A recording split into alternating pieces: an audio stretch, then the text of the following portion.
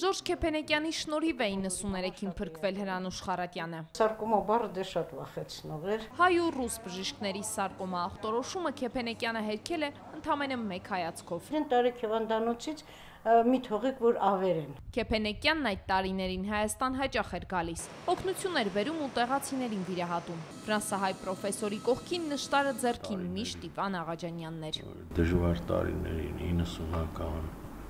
եւ այլ սունդուկներով ապրանք էր բերում, սունդուկներով մեծ կաթետրներ, դեղորայք, սարքավորումներ։ Մինչև 90-ականները 90,000 ֆրանկով ուրոլոգիական վիրահատությունների առաջին նորագույն տեխնիկան Հայաստանում հայտնվեց հենց Քեփենեկյանի միջոցով։ Գումարը հավաքել էր նա բարեգործական ընթրիքին, բոլոր հայտնի անհայտ ծանոթներին գործի մեջ ներքաշելով։ Հենց բավական զարգացավ ուրոլոգիան, գիտեք, մի քանի տարվա մեջ հեղափոխություն եղավ։ Շլանգերը վերացան, թարախները վերացան, հոտը։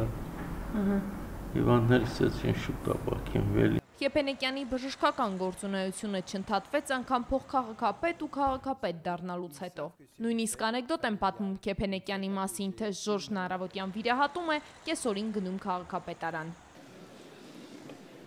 Ժորժ Քեփենեկյանն արդեն 24 ժամ է Լիոնի քաղաքապետարան որպես քաղաքապետ է մտնում։ Ընտրություններին 72-ից 49 ձայնը հենց նրան տվեցին։ Թեկնածությունն առաջադրել էր արդեն նախկին քաղաքապետ Ժերար Կոլոմբը։ Բնականաբար նրան պետք է ինչ-որ մեկը, ով կօգնի նրան քաղաքի կառավարման գործում, եւ ես պատրաստ եմ նրան իմ օգնությունն առաջարկել անհրաժեշտության դեպքում։ Հոտնկայս ու բուռն ծափահարություններով ընդունեցին նոր ընտիր և Լիոնի առաջին հայ քաղաքապետին։